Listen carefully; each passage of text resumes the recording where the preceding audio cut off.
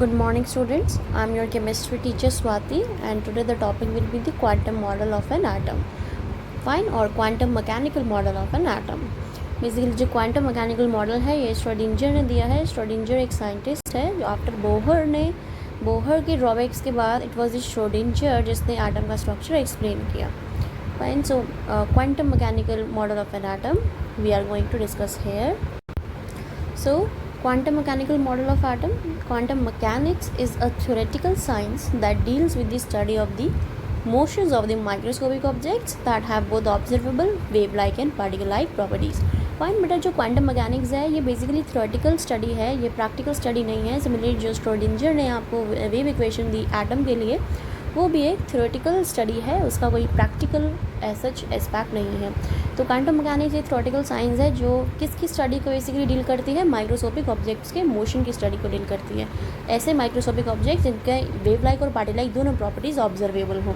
So important features क्या है आपके क्वांटम मैकेनिकल मॉडल के? That electron, the energy of electron is quantized, that is can only have certain values. कि जो electron की energy है वो क्वांटाइज्ड होगी, उसकी कुछ सर्टेन वैल्यूज़ ही होंगी. Second, the existence of quantized electronic energy level is a direct result of the wave-like properties of electrons. Fine. Because quantized electronic energy levels exist कर रहे हैं तो ये इसी चीज़ का significance है कि उनके पास wave-like properties हैं.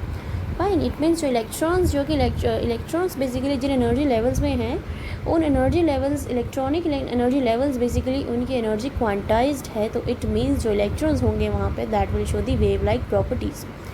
Both the exact position and exact velocity of an electron in atom can not be determined simultaneously. This is given by the Heisenberg uncertainty principle. And next is an atomic orbital have wave function psi, जिसको हम बोलते हैं psi. Fine, there are many orbitals in an atom. Electron occupy an orbital, atomic orbital, which has definite energy. It is saying that जो atom का orbital है उसको हम denote करते हैं शाई से, that is the wave function. And there are many orbitals in an atom. Atom में बहुत से ऑर्बिटल्स हैं लेकिन इलेक्ट्रॉन जो है सिर्फ उसी एटॉमिक ऑर्बिटल में होगा जिसकी डेफिनेट एनर्जी हो. So an orbital can not have more than 2 electrons. So एक ऑर्बिटल में एक से ज़्यादा 2 से ज़्यादा इलेक्ट्रॉन्स नहीं हो सकते. So the orbitals are filled in increasing order of energy. Orbitals को हम इंक्रीजिंग ऑर्डर ऑफ एनर्जी में फिल करेंगे. And all the information about the electron in an atom is stored in an orbital wave function psi. और जो भी information होगी electron से regarding किसी भी एटम के अंदर वो कहाँ स्टोर होगी? ऑर्बिटल में, जिसको वेव फंक्शन शाई से हम रिप्रेजेंट करेंगे. Next, the probability of finding electron at a point with an atom is proportional to the square of orbital wave function, that is psi square at that point. Psi क्या है बेटा? Psi आपको wave function है, basically एक orbital को represent करता है जो ये बताएगा कि इसमें आपके 2 से ज़्यादा इलेक्ट्रॉन्स नहीं हो सकते.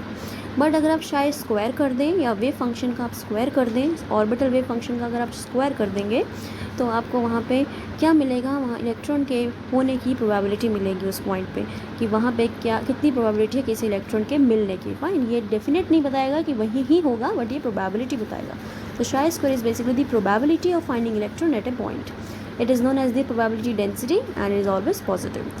From the value of chi square at different points within atom, it is possible to predict the region around the nucleus where electron most probably will be found. तो chi square की value से atom में जहाँ जहाँ chi square की values रहेंगी तो उन वैल्यू से हमें प्रेडिक्ट कर सकते हैं कि न्यूक्लियस के चारों ओर किस तरफ बेसिकली आपका इलेक्ट्रॉन प्रेजेंट होगा या मिल सकता है. सो next is the quantum numbers, जो हमारे मोस्ट इंपॉर्टेंट हैं, जहाँ से क्वेश्चन पूछे जाते हैं. सो क्वांटम नंबर्स क्या हैं आपके? Atomic numbers basically can be specified by giving their corresponding energies and angular momentums which are quantised. Fine, so atomic orbitals जो है बेटा उनको स्पेसिफाई करते हैं कुछ एनर्जीज़ के साथ और कुछ फिक्स्ड एंगुलर मोमेंटम्स के साथ, या जिनकी कोई स्पेसिफिक वैल्यूज़ हैं. And the quantized values can be expressed in terms of quantum number. And उन्हीं क्वांटाइज या फिक्स वैल्यू को हम क्वांटम नंबर से एक्सप्रेस करते हैं. फाइन बेटा, एटॉमिक नंबर्स जो ऑर्बिटल्स हैं उनकी कुछ ना कुछ उनसे कॉरेस्पॉन्डिंग कुछ एनर्जी है, कुछ एंगुलर मोमेंटम है जो कि क्वांटाइज्ड है उस ऑर्बिटल से रिलेटेड.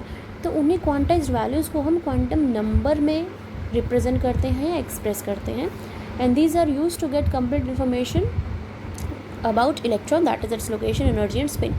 और इन्हीं क्वांटम नंबर का यूज़ करके हम किसी इलेक्ट्रॉन के बारे में पता लगाते हैं, उसकी कंप्लीट इन्फॉर्मेशन लेते हैं कि इलेक्ट्रॉन कहाँ होगा, उसकी एनर्जी कितनी होगी या स्पिन क्या होगा. फाइन। सो क्वांटम नंबर्स क्या है बेसिकली? क्वांटम नंबर्स उन क्वांटाइज्ड वैल्यूज़ को एक्सप्रेस करते हैं जो किसी भी ऑर्बिटल से रिलेटेड है या वो फिक्स है।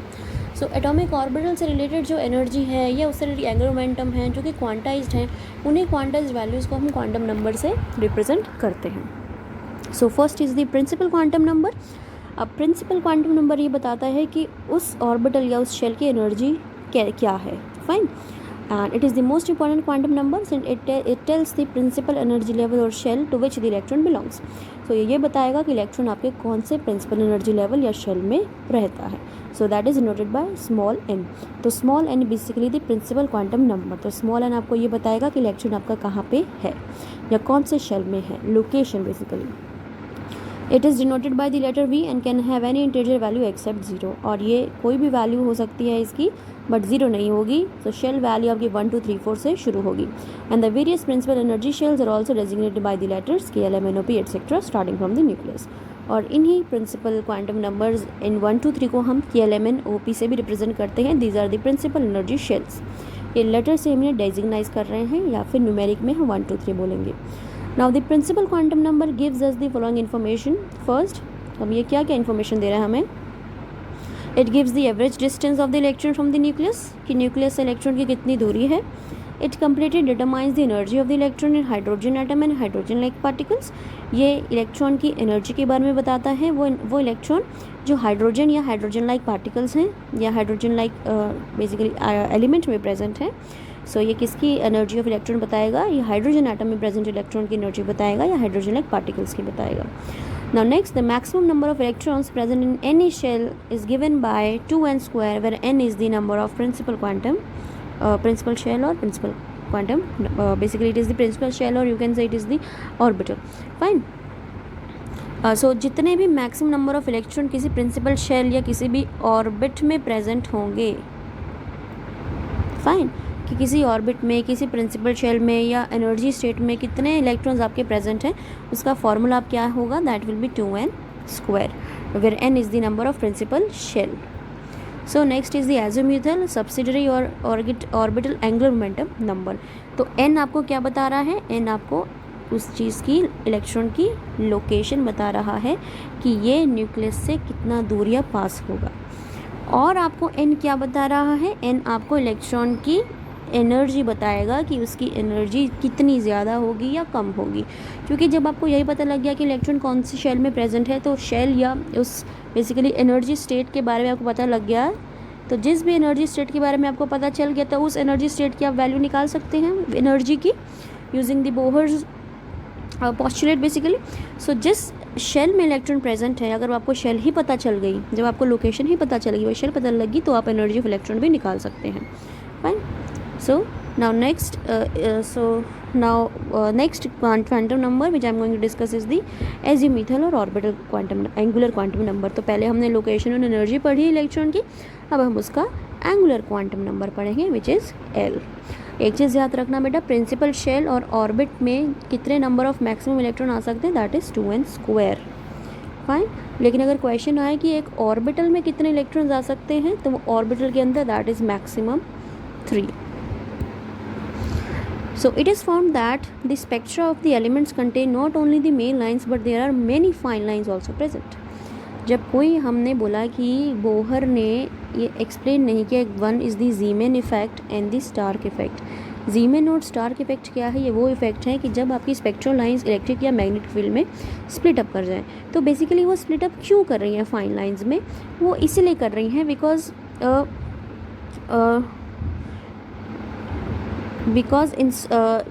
there is a concept of orbital also, because only we have studied the concept of orbit। हमने क्योंकि अभी तक ऑर्बिट का कंसेप्ट पढ़ा है, बट ऑर्बिटल का कंसेप्ट हम यहाँ पे एक न्यू पढ़ेंगे। फाइन। ऑर्बिटल और ऑर्बिट में हम डिफरेंस देखें तो बेसिकली ऑर्बिट को अगर मैं घर से कंपेयर करूँ कि ऑर्बिट एक घर है और ऑर्बिटल उस घर में प्रेजेंट क्या होंगे? रूम्स होंगे। तो घर को हम पूरा ऑर्बिट बोलेंगे और उसमें प्रेजेंट जो रूम्स होंगे उसको हम क्या बोलेंगे? ऑर्बिटल्स बोलेंगे।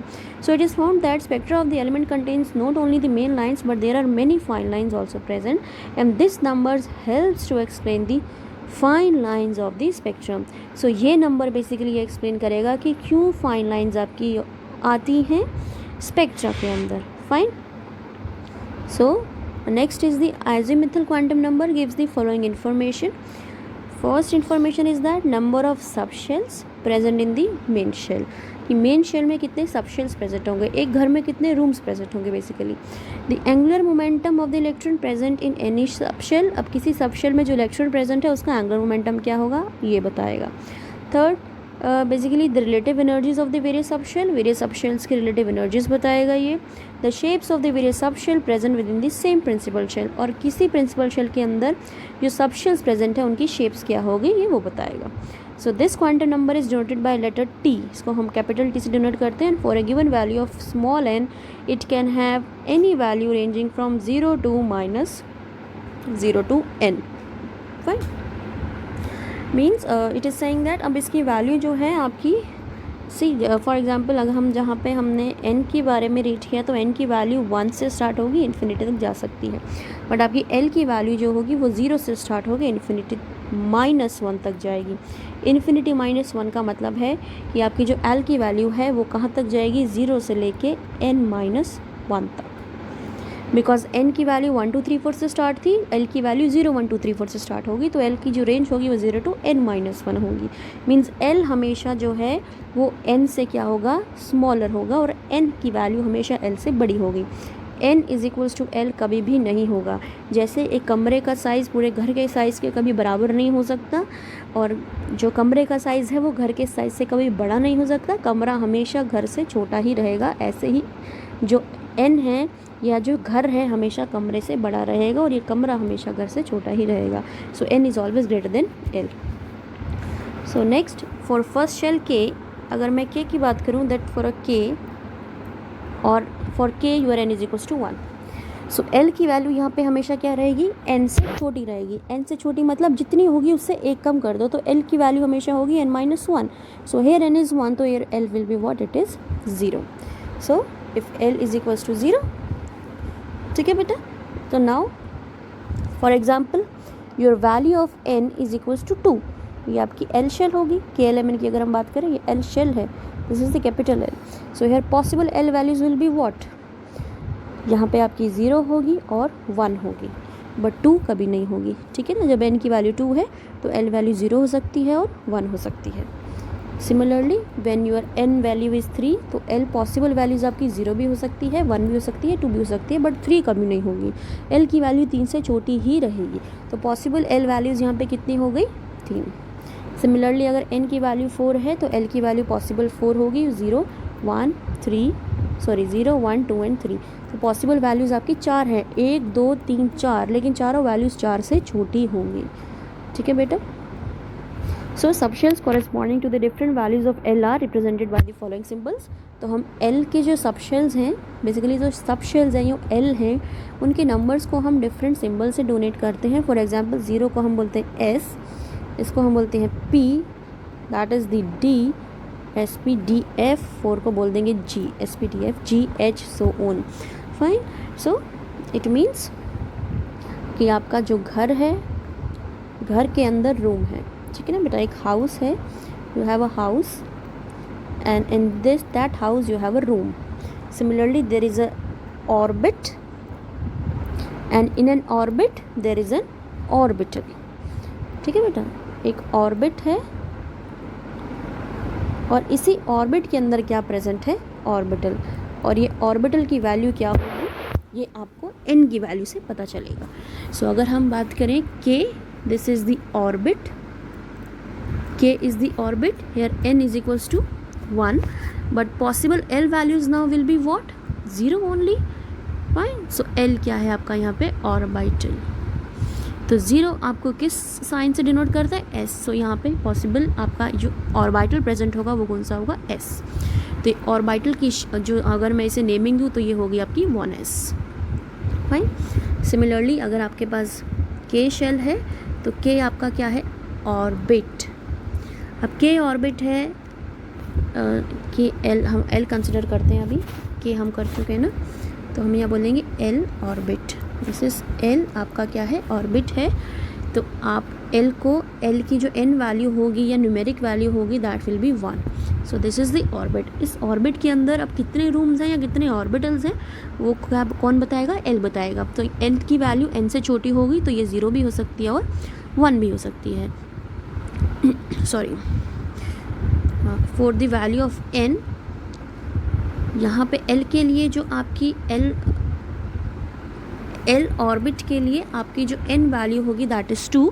So here possible L values will be 0 and 1। सो यानी कि अब इस ऑर्बिट के अंदर कितने ऑर्बिटल्स प्रेजेंट हैं, 2 ऑर्बिटल प्रेजेंट है, एक 0 एक 1। इट मीन्स एल ऑर्बिट के अंदर एक तो एस ऑर्बिटल प्रेजेंट है और एक पी ऑर्बिटल प्रेजेंट है। तो हम इसको इस तरीके से डेजिग्नेट कर सकते हैं 2s 2p। 2s 2p क्या बता रहा है, 2s मीन्स ये जो s ऑर्बिटल है ये l ऑर्बिट में प्रेजेंट है या n इज इक्वल्स टू 2 सब शेल में प्रेजेंट है। सिमिलरली 2p डिनोट कर रहा है कि आपका जो p ऑर्बिटल है वो basically n is equals to 2 orbit में प्रेजेंट है या l शेल में प्रेजेंट है। तो p सब शेल आपकी l शेल में प्रेजेंट है।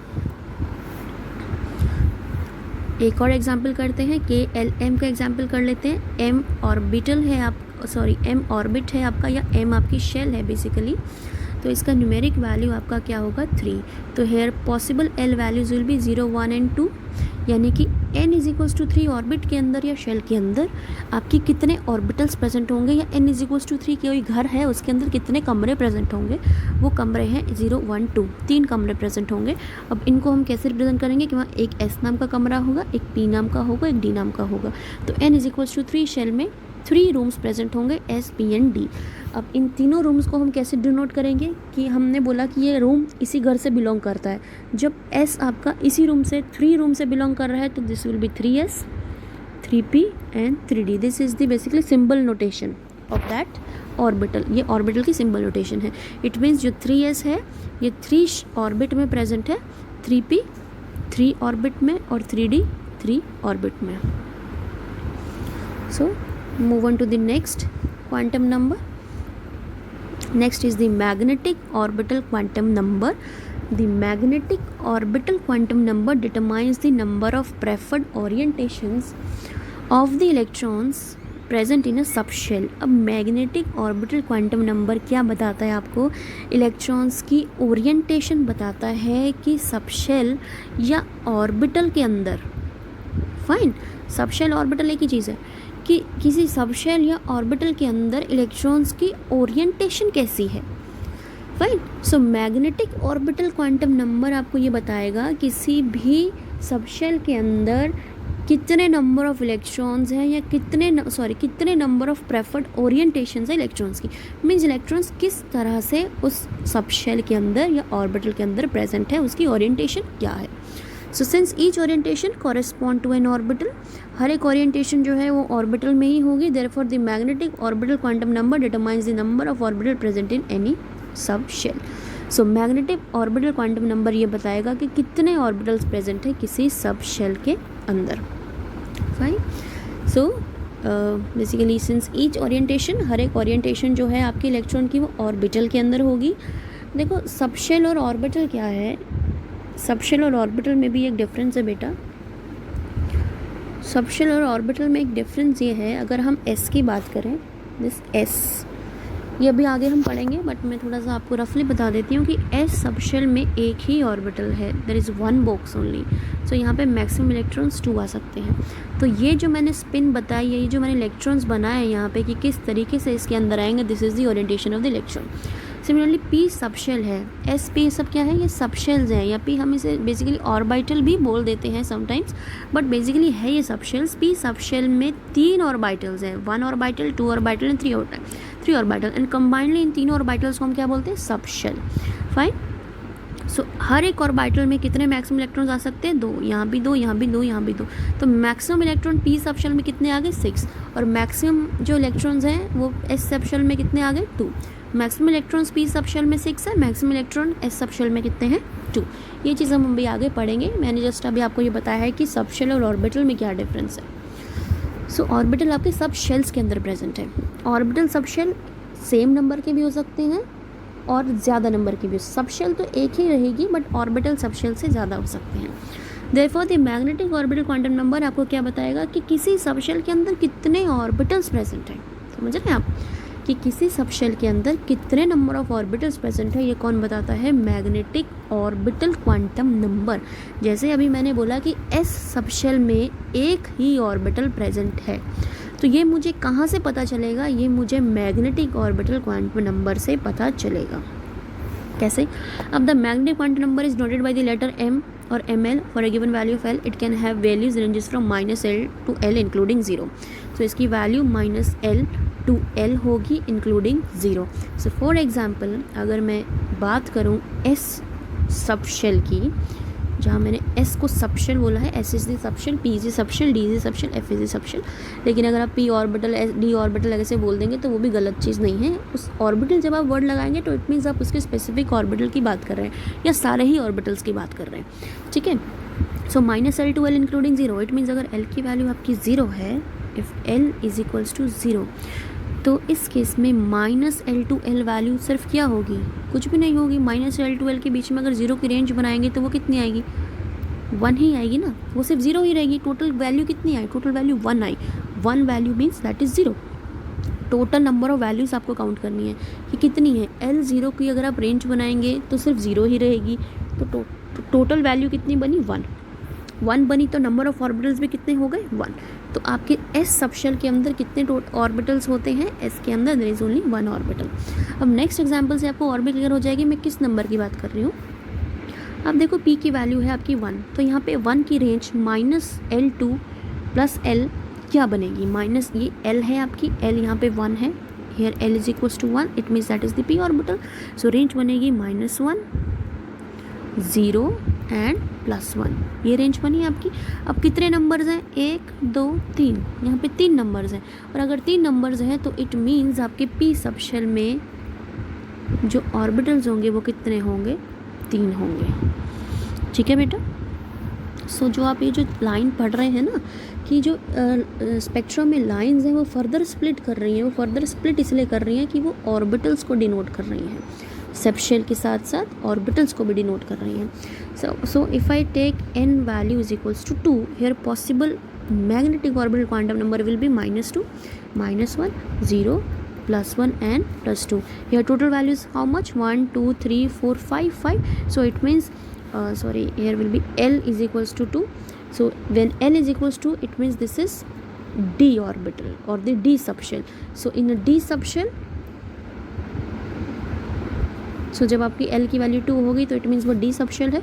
d सबशेल में टोटल ऑर्बिटल्स आपकी ml -2 -1 0 +1 n +2 1 2 3 4 5, तो 5 आपकी वैल्यूज़ बनी, तो इसके अंदर कितने ऑर्बिटल्स होंगे? d सबशेल में 5 ऑर्बिटल्स होंगे। सिमिलरली अगर आप l की वैल्यू 3 ले तो इसको हम f सबशेल बोलते हैं, तो इसकी रेंज अब कैसी बनेगी? -3 -2 -1 0 +1 +2 +3।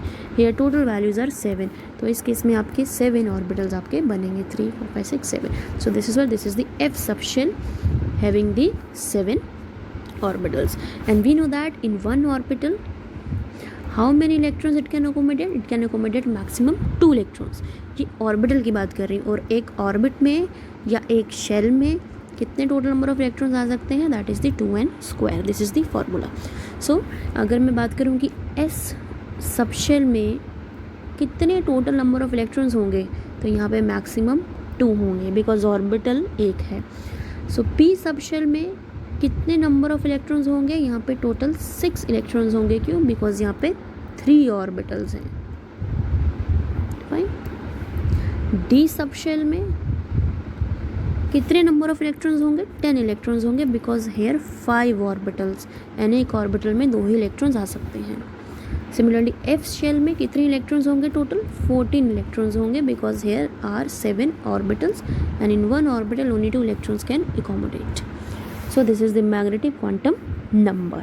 सो इस पर कई बार क्वेश्चंस आते हैं कि आप एक बात बताएं कि 2 आपकी जो प्रिंसिपल क्वांटम नंबर n है विच इज़ इक्वल्स टू 2। ठीक है, प्रिंसिपल क्वांटम नंबर को बता दिया आपने कि 2 कोई प्रिंसिपल क्वांटम बेसिकली 2 जो है कोई प्रिंसिपल शेल है या 2 ऑर्बिट है, ऑर्बिट का नंबर 2 है, 2 नंबर के ऑर्बिट में कितने टोटल नंबर ऑफ इलेक्ट्रॉन्स आएंगे। तो मैंने बोला कि फॉर्मूला होता है ऑर्बिट में इलेक्ट्रॉन्स निकालने का 2n²।